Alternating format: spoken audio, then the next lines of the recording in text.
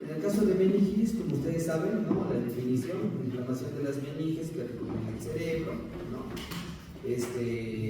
Otra definición a nivel laboratorio es la presencia de leucocitos en líquido cefalorraquídeo, ¿ya? No se olviden, ¿ya? Esta característica se llama velocitosis. Lo normal es menos de 5 leucocitos, ¿ya? De 5 o menos de 5 leucocitos por microlitro. La meningitis bacteriana vírica se confirma mediante la detección del patógeno en el líquido cefalorraquídeo. La meningitis bacteriana también puede ser sospechada por síntomas de meningismo y la presencia de bacterias relevantes en la sangre, ¿no? Las causas más comunes de meningitis en adultos inmunocompetentes, ¿cuáles son? Virus y bacterias. Los virus representan hasta la mitad de los casos. El enterovirus es el más común, no se olviden ya, enterovirus es la causa más común, seguido del herpes y la varicela. Streptococcus pneumoniae y Neisseria meningitidis son las bacterias más comunes, que son aproximadamente una cuarta parte de los casos, ¿ya? Ahora, cabe resaltar que en Perú no hay tantos casos de Neisseria, de meningococo, ¿ya? De Neisseria meningitidis, más es en países desarrollados, ¿ya? Otras causas como Haemophilus influenzae, Listeria monocytogenes, Mycobacterium tuberculosis y hongos, sobre todo en hongos. Cuando hablamos de hongos y meningitis, casi el único hongo que da meningitis es Cryptococcus, ya no se olviden, Cryptococcus. En conjunto representa menos del 10% de los casos y actualmente en muchos adultos con meningitis no se detecta ningún patógeno, ¿no? Eso pasa mucho en el hospital, ¿no? Hacemos la punción lumbar, hacemos los cultivos y el paciente está negativo, pues todo está negativo, pero sí el líquido está alterado, entonces es una meningitis, ¿no? Entonces el paciente queda con su antibiótico por unas 2 semanas hasta que se mejore, ¿no? Pero al final nunca ha sabido qué ha pasado con el paciente, qué ha sido la causa de la meningitis, ¿no? Este cuadrito es bastante interesante porque te habla, ¿no? Etiologías más comunes de meningitis bacteriana aguda por edad y factor de riesgo, ¿ya? Entonces, en esta primera parte, de aquí para arriba, es la edad, y en esta segunda parte, los factores de riesgo. Entonces, si tú tienes, estos son patógenos comunes bacterianos, si tú tienes un paciente de menos de un mes de vida, ¿cuál es la principal causa de meningitis? Streptococcus agalactiae. Luego viene E. coli, Listeria, ¿no? Este Streptococcus y la E. coli y la Listeria, que son E. coli gram negativo y Listeria gram positivo. Si es de 1 a 23 meses, o sea, hasta el primer año, ya empieza a aparecer Streptococcus, ¿no? También sigue el Streptococcus agalactiae, pero ya es menos, va cambiando, ¿no? Aumenta lo que es Haemophilus influenzae y Neisseria meningitidis. Si es de 2 años a 50 años, para este grupo etario que es grande, Neisseria meningitidis y Streptococcus pneumoniae. Y estamos diciendo que en nuestro medio, el neumococo o Streptococcus pneumoniae es la causa más frecuente, ¿ya? No se olviden. Y mayores de 50 años, Streptococcus pneumoniae, Neisseria, Listeria y Bacillus gram negativos, ¿no? Entonces, como pueden ver, va cambiando, ¿no? la forma de los microorganismos que producen meningitis. Ya, ¿cuál es como consejo? Nunca se olviden de Listeria. Miren, la Listeria está aquí, en mayores de 50, y ¿dónde está? En menores de un mes. ¿Ya? Ese es uno. El Streptococcus pneumoniae está desde el mes hasta todo el resto de la vida. ¿Ya? Entonces, esas dos características no son bien. Los gram negativos, las E. colis, están presentes en casi todos, excepto en los pacientes de 12 a 50 años. Porque en ancianitos también hay E. colis. ¿Ya? Entonces, no se olviden esas 3 características. ¿Ya? Listeria, extremos de la vida. El Streptococcus pneumoniae es la principal causa de meningitis desde el primer año de vida o primer mes de vida hasta los 100 años. ¿Ya? Y los gram negativos, los bacilos gram negativos, las E. coli y las Klebsiellas, están presentes en niñitos, en los ancianitos, pero no están presentes en niños de 2 y personas menores de 50 años. ¿Ya? En este intervalo de tiempo es muy raro el organismo que encuentre E. coli. ¿Ya? Ahora, hay otros factores de riesgo para tener meningitis, ¿no? Por ejemplo, inmunocomprometidos. En inmunocomprometidos sí sigue siendo Streptococcus pneumoniae y Listeria los más frecuentes. Fractura de base de cráneo, también, ¿no? Streptococcus pneumoniae, ¿no? También puede haber otros estreptococos, ¿no? ¿Qué dice acá? Trauma penetrante de cabeza, o sea, ¿no? metido algo atravesado por alguien. Estafilococos, ¿ya? Estafilococos. Neurocirugía, estafilococos también, ¿ya? ¿Qué es shunt cerebro espinal? Es derivación ventriculoperitoneal, ¿ya? En derivaciones ventriculoperitoneales, estafilococcus epidermidis, ¿no? Estafilococcus aureus, ¿no? Ya, para que tengan en cuenta. Entonces, ¿por qué es importante este cuadro? Me dice, pero ¿por qué tenemos que memorizar esto? Bueno, tú lo puedes memorizar para poder acordarte del tratamiento, porque el tratamiento va de acuerdo al gen que tú sospechas, ¿no? ¿Cómo se produce el daño tisular, ¿no? La colonización, la bacteriemia, la infección invasiva del sistema nervioso central, produce la liberación, ¿no? de productos de lisis bacteriana, LPS, neumolicina, que es del neumococo, huésped intermediario pulmonar, produce la secreción de situaciones proinflamatorias que lo que hacen es lesiones celulares a nivel vial y neuronales, ¿no? Por radicales libres, se activa los receptores tipo 4, liberación de óxido nítrico, apoporinas, que van a dar lugar a un edema citotóxico, ¿no? Entonces el cerebro, en otras palabras, se hincha, ¿no? Luego, otro fenómeno que ocurre es la invasión leucocitaria, ¿no? Que va a dar lugar a una vasculitis, ¿no? Que va a alterar el flujo sanguíneo cerebral y que puede llevar a isquemia, ¿no? Hay también trastornos de la secreción de líquidos cefalorraquídeos con aumento de la producción y disminución de la reabsorción. Entonces, ¿qué es lo que va a dar eso? Hidrocefalia, ¿ya? Por ahí viene el dolor de cabeza de las meningitis, ¿ya? Y finalmente aumento de la permeabilidad, más metaloproteasas y más oncoporinas que van a producir edema vasogénico, ¿no? Y todo ello va a desencadenar una síndrome de hipertensión intracraniana, que es el responsable de la mayoría de los daños que se producen durante la meningitis. Características clínicas: no permiten distinguir meningitis viral y bacteriana, van igual, ¿ya? Un estudio demostró que el 95% de las pacientes con meningitis bacteriana presentaron al menos 2 de los síntomas: fiebre, cefalea, rigidez de nuca o alteración de la conciencia. O sea, más o menos con 2 síntomas podrías sospechar de meningitis, ¿no? De repente fiebre y rigidez, o fiebre y alteración de la conciencia. Los pacientes no responden, salen solitarios, están con fiebre. Meningitis, ¿no? Por lo tanto, se debe considerar la meningitis en cualquier paciente que presente 2 o más de estos síntomas, pero la punción lumbar es esencial, ¿no? No solo es que lo sospeches, sino que se corrobore, ¿ya? A menos que esté contraindicada para diagnosticar o descartar la meningitis y determinar la etiología.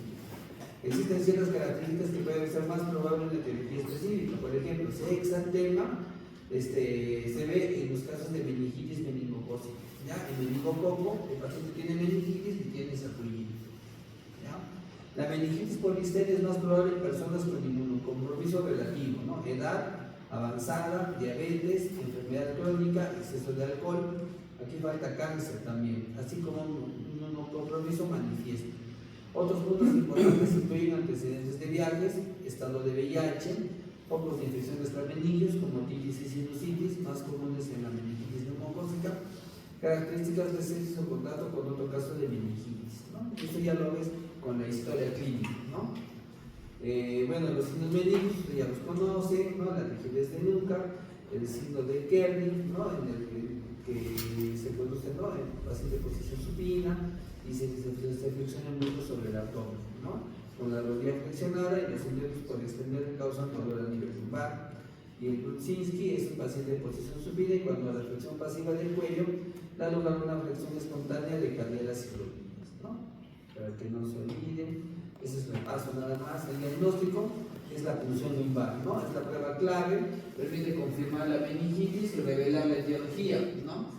Por ejemplo, miren, lo ideal sería que se haga la punción lumbar en las primeras 2 a 4 horas que el paciente ha ingresado, pero eso es casi imposible. Por ejemplo, hay un estudio en el Reino Unido donde dicen la mediana de tiempo desde el ingreso hasta la punción lumbar es de 17 horas. O sea, el paciente ha estado más de medio día hospitalizado y no se le ha hecho la punción lumbar, a pesar de las recomendaciones nacionales de realizar en la primera hora y preferiblemente antes de administrar antibióticos, ¿no? La probabilidad de detectar un patógeno disminuye con el tiempo y si bien no siempre es posible realizar una punción lumbar en 1 hora, debe hacerse lo antes posible. O sea, no porque se pasó la hora no le vas a hacer la punción lumbar, ¿no? En pacientes con sepsis predominante o exantema de rápida evolución no se recomienda la punción lumbar. salvo que el paciente realmente se vea mal. Pues cuando el paciente está muy mal, ya no se hace la punción lumbar porque es hacer una agresión pues, al paciente, ¿no? Tiene que ser una posesión y se le pincha con la aguja, ¿no? Entonces, puede haber complicaciones. ¿Cuáles son las contraindicaciones para una punción lumbar inmediata? ¿No? Hay indicaciones por imágenes, ¿no? Siempre se debe, por eso siempre se recomienda todos los pacientes que vienen por sospecha de meningitis se les hace tomografía, ¿no? En el hospital. Es bueno porque te descarta que haya otro proceso. Y es malo, ¿por qué? O no es tan bueno, ¿por qué? Porque demora. Hacer la tomografía puede que demora o que te retrase la punción lumbar. ¿Ya? Entonces, los americanos, que son un poquito más prácticos, dicen: determinados pacientes sí debes hacer tomografía y a determinados pacientes, para no perder tiempo, ya no les hagas. Sobre todo jóvenes, a los jóvenes sin focalidad neurológica les recomienda que se les haga la punción lumbar directamente, no esperar la tomografía. Y en cambio hay otros grupos de pacientes, los abuelitos por ejemplo, los niños pequeños, los pacientes con cáncer, con VIH conocido, a ellos sí se les tiene que hacer el estudio. ¿Por qué? Porque siempre hay sorpresas. ¿Ya? Entonces, ¿cuáles son las indicaciones para hacer punción lumbar antes hacer imágenes cerebrales, o sea, resonancia, tomografía antes de la punción lumbar, que tengan signos neurológicos, ¿ya? Papiledema, presencia de papiledema, convulsiones incontroladas o continuas y escala de coma de rasgo menos de 12.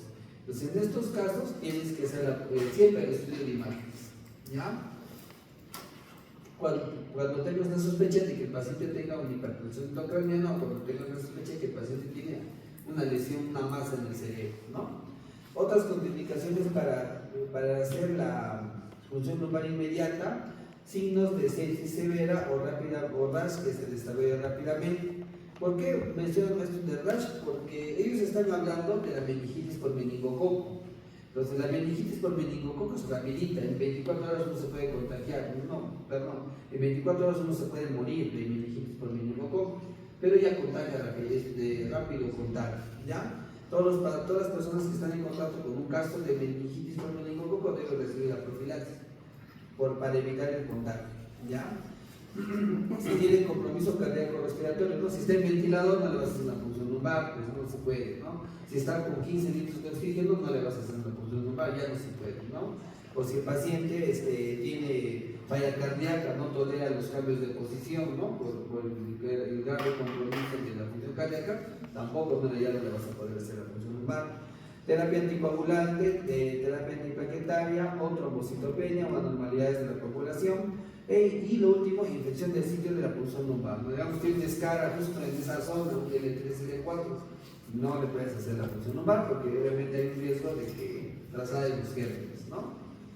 ¿Ya? Entonces, tengan en cuenta siempre la primera parte para cuando pedir una tomografía y la segunda parte otras contraindicaciones para hacer punciones lumbares inmediatas, ¿ya? En realidad sí se puede hacer punción lumbar con hipertensión intracraniana, por ejemplo, pero hay que hacerlo con cuidado, ¿ya? ¿Cuáles son los parámetros de líquido cefalorraquídeo, ¿no? Entonces es lo que siempre en la anotación les pedimos, ¿no? Recuerden siempre lo normal y los otros. A ver, para hacerlo más fácil, recuerden esto, los recuentos ¿qué está acá? Los glóbulos blancos, los leucocitos, el líquido cefalorraquídeo, y recuerden el tipo de célula predominante, ¿ya? Ya saben, menos de 5 es normal, o sea, si tiene un leucocito, pues meningitis, si tiene 2 tampoco, ¿ya? En bacterias, generalmente los leucocitos están altos, más de 100, pero ¿a qué predominio es? Neutrófilos, ¿ya? No se olviden. Y en el resto, linfocitos, ¿no? En virales, linfocitos. En tuberculosis, predominio linfocitos. Y en hongos, predominio linfocitos. A veces no te lo van a poner como neutrófilos linfocitos, te lo van a poner como polimorfonucleares y mononucleares, ¿ya? No se olviden. El otro punto importante es la glucosa, ¿ya? Glucosa en líquido cefalorraquídeo. En las bacterianas está muy baja, en las virales normal o ligeramente baja, en tuberculosis muy baja y en hongos también está baja. Entonces, yo siempre les digo, ¿no? una causa de meningitis que no consuma glucosa son los virus, ¿no? Entonces, si tú tienes este patrón, tienes células, linfocitos en líquido cefalorraquídeo mononucleares con glucosa casi normal, entonces ese es viral, ¿ya? Ese es viral. Ahora, ¿cómo haces? Si tienes neutrófilos de glucosa baja, ¿qué es? Bacteriano, ¿no? Ahora, ¿cómo haces la diferenciación en estos? Porque son casi parecidos, ¿no? Tienen linfocitos y la glucosa está consumida. Ahí utilizan las pruebas específicas. Por eso pides ADA y níquelocefalorraquídeo, por eso pides PCR para TBC níquelocefalorraquídeo, por eso pides tintachina, cultivo para hongos y níquelocefalorraquídeo, justamente para diferenciar estos dos, ¿ya? Siempre se pide eso. Ahora, no se olviden del ratio, ¿no? ¿Cuánto es el ratio plasma-glucosa? Mayor a 0.6, ¿ya? Entonces, si un paciente tiene 100 de glucosa en plasma, ¿cuánto tiene en líquido cefalorraquídeo? 100 de glucosa. 66, pues, ¿no? Entonces, no se olviden, para que se vuelva más fácil, ¿ya? La glucosa es del líquido cefalorraquídeo es 2/3 de la glucosa en plasma, ¿ya? 2/3, ¿ya? ¿Por qué es importante eso? Porque, digamos, viene un diabético que está con 300 de glucosa y le sale en el líquido cefalorraquídeo 100. ¿Es normal o está bajo? Está bajo, pues, ¿no? Pero si no le mides la glucosa sérica, vas a pensar que está normal y te puede confundir. ¿Ya? Por ese motivo, una vez tuvimos un caso de un colega que hizo meningitis, ¿ya? Por listeria, ¿ya? Le hacen la punción lumbar y el líquido y la glucosa en líquido estaba en 86 más o menos. Está bien, ¿no? Entonces es casi normal. Pero la glucosa de ingreso al hospital estaba en 328 más o menos. Entonces ese era un consumo de glucosa, ¿no? Entonces por eso ya, a veces esos detalles uno no se acuerda, ¿no? Pero por eso les digo, tienen que ver, por eso les estoy diciendo. Para el examen también. ¿Qué más? Y eso es lo más importante que tenemos que acordarse, ¿ya? Las proteínas son variables. Si ven acá, proteínas de líquido cefalorraquídeo, todas están elevadas, entonces no te va a ayudar mucho. La microscopía del líquido cefalorraquídeo con inyección de GRAM es útil, ¿no? Para la detección rápida de las bacterias. El cultivo de líquido cefalorraquídeo es diagnóstico en el 70-85% de casos antes de la exposición a antibióticos, ¿ya? Entonces, por eso es importante hacer la punción antes del antibiótico, porque después del antibiótico ese porcentaje de 70-85% se cae, menos de 20%, ya lo vimos antes. La esterilización de líquidos cefalorraquídeo puede ocurrir dentro de las 2 y 4 horas posteriores a la administración de antibióticos, sobre todo para meningococo y neumococo. La reacción en cadena polimerasa permite detectar rápidamente virus y bacterias con alta especificidad. Es el método de detección para virus, ¿ya? Y se utiliza cada vez más para el diagnóstico de meningitis bacteriana, especialmente cuando hacen antibióticos, ¿no? Últimamente en el hospital están haciendo pues las PCR, bueno, en el hospital no las hacen, sino los pacientes están pagando, ¿no? Su prueba molecular y es muy costoso, ¿no? Pero bueno, la idea es llegar al diagnóstico, ¿no? Este tipo de PCR se llama PCR múltiplex, que puede detectar múltiples patógenos a la vez y se utiliza con cada vez más precisión. Se deben tomar cultivos negativos en sangre, cultivos de sangre en todos los casos de meningitis, ¿ya? También se recomienda PCR para meningococo y neumococo en sangre, que han demostrado aumentar la detección de la enfermedad y permanecen positivas durante varios días después del inicio de los antibióticos, ¿ya? Bueno, este es por ejemplo uno de esos PCRs múltiples, le llaman FILRARAI, ¿no? Es panel de meningitis y encefalitis. Dicen que en una hora que esté, ¿no? E. coli, hemófilos, listeria, neisseria, Streptococcus aeruginosa, neumonía, citomegalovirus, enterovirus, los herpes, el 1, el 2, el herpes 6, parecovirus, varicela zoster y criptococo, ¿no? Entonces, en una hora si tienes tu diagnóstico. Si era bueno que hubiera eso en todos los hospitales, sí sería bueno, ¿no? Pero no, lamentablemente no hay, así que tienen que aprenderse a manejarse este cuadro, ¿ya? Estudios de imágenes. En la mayoría de los casos de sospecha de meningitis no se requieren imágenes cerebrales en la función lumbar, ¿no? Miren, esto es tomado de los americanos. Se hizo que los americanos son de hacer muchos exámenes. ¿Por qué? Hay investigaciones que demuestran que el estudio de imágenes retrasa la punción lumbar y el inicio de antibióticos. Se debe realizar una tomografía computarizada urgente si hay signos clínicos de desplazamiento cerebral que puedan indicar una contraindicación para la punción lumbar. Cuando se identifica un desplazamiento cerebral, es esencial la coordinación con los equipos de cuidados intensivos y neurocirugía. O sea, no es imposible hacer la punción lumbar, si se puede hacer, pero ya lo hacen los médicos especialistas y con un monitoreo más adecuado. Si el paciente hace paro, ya tienes a alguien que lo va a reanimar, etc. Entonces no se olviden siempre para tener una tomografía estos signos. ¿Ya? Si quieren, ya, para que les va a ayudar bastante. ¿Qué más? Tratamiento. La estabilización de la vía aérea, la respiración y la circulación del paciente es una prioridad inmediata. El nivel de conciencia del paciente debe documentarse mediante la escala de coma de Glasgow, ¿no? La decisión sobre la necesidad de revisión por un superior o ingreso en cuidados intensivos debe tomarse dentro de la primera hora. Un score de Glasgow de menos de 12 debe motivar la consulta con el equipo de cuidados intensivos para considerar la intubación. Todos los pacientes deben recibir atención con la colaboración de un especialista en infecciones.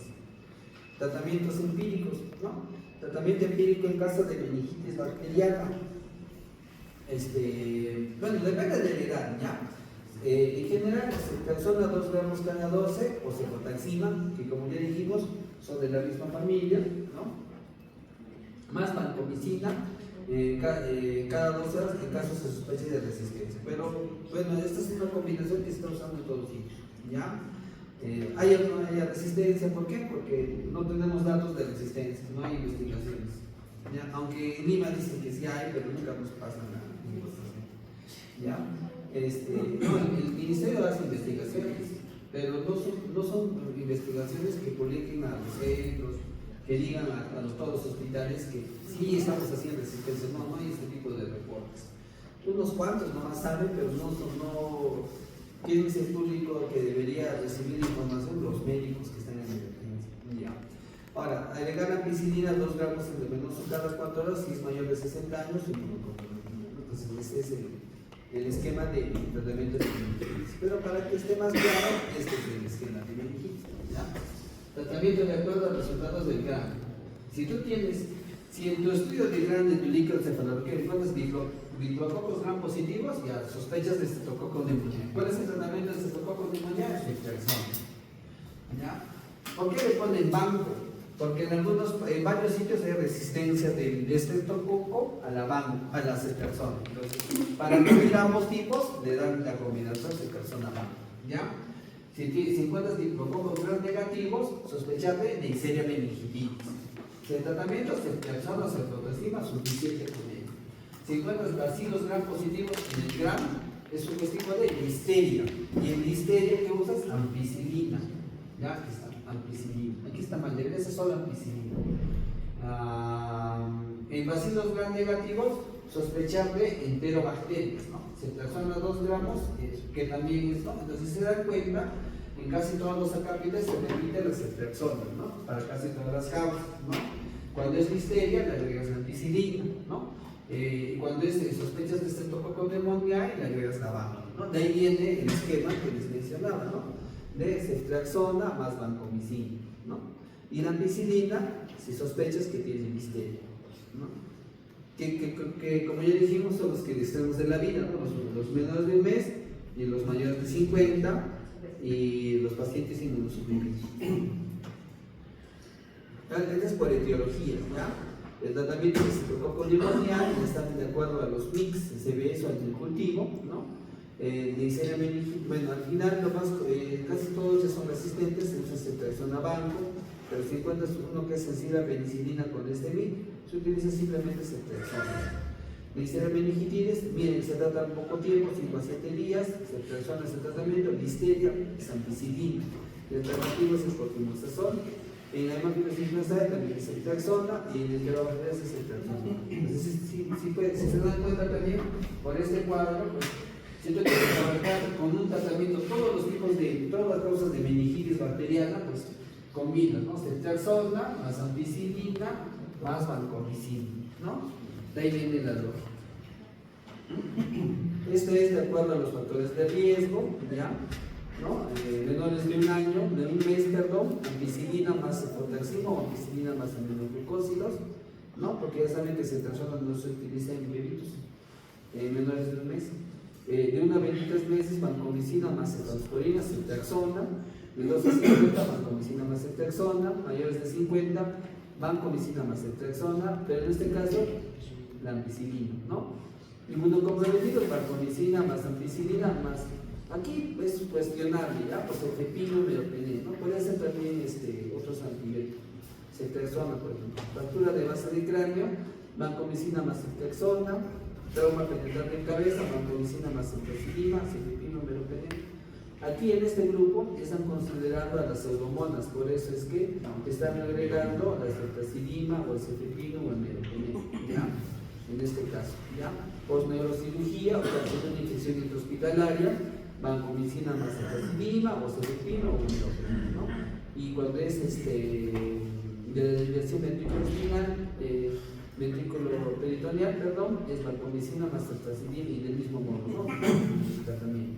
Bueno, yo que les sugiero, acuérdense solo de estos, ¿ya? Esto ya es más para el manejo del médico internista, por ejemplo, ¿ya? Pero sí acuérdense de los grupos etarios, ¿ya? Eso sí, ¿ya? Y con eso creo que terminamos. Vaya, corticoides. Dicen que una revisión cobra encontró que los esteroides llevan a una pequeña reducción en la mortalidad de meningitis neumocócica y redujeron la pérdida de audición y las secuelas neurológicas por todas las causas. Se recomienda que se inicie dexametasona 10 miligramos cada 6 horas al ingreso, poco antes o simultáneamente con los antibióticos y hasta 12 horas después de pacientes con sospecha de meningitis. ¿Qué más? Meningitis viral no existe tratamiento específico. Dice que el tratamiento con aciclovir ha demostrado ser beneficioso en la encefalitis herpética. Por lo tanto, si el paciente presenta síntomas encefalíticos, se debe administrar aciclovir. Un estudio observacional prospectivo mostró que el 43% de los pacientes con meningitis por herpes simple o varicela recibieron antivirales durante más de 5 días, a pesar de que no hay evidencia que demuestre beneficio. Pero igual lo seguimos usando. ¿Ya? ¿Por qué lo usan? Pues sobre todo en pediatría, las meningitis por herpes son muy dañinas, producen secuelas neurológicas, ¿ya? Por ese motivo es que se usa mucho aciclovir, ¿ya? Porque sí daña bastante. En cambio, las meningitis por enterovirus, que es la causa más frecuente, no dan secuelas. Son meningitis, te da dolor de cabeza, fiebre, malestar, pasa el proceso y te recuperas completamente, ¿ya? Pero sí, por eso es que siempre si ven viral, usen el aciclovir, ¿no? Por el tema de que, sobre todo en niños, que sospechas que hay un herpes. ¿Ya? Porque el herpes sí deja secuelas, ¿ya? Ya chicos, entonces con eso terminamos. La siguiente voy a tener más temprano para avanzar lo contrario.